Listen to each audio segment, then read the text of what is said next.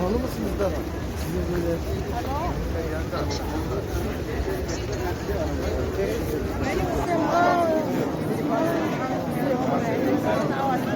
ثواني كده هو جاي احمد ثواني مش هتمسك لك بقى طب بس انا بقول لك خلاص عملت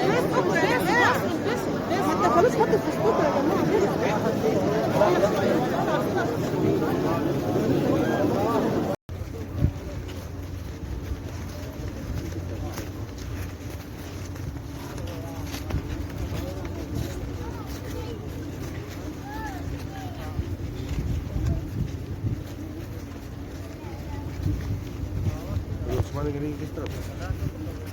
अस्सलाम वालेकुम, कैसे हैं व्यूअर्स? सब लोग ठीक हैं?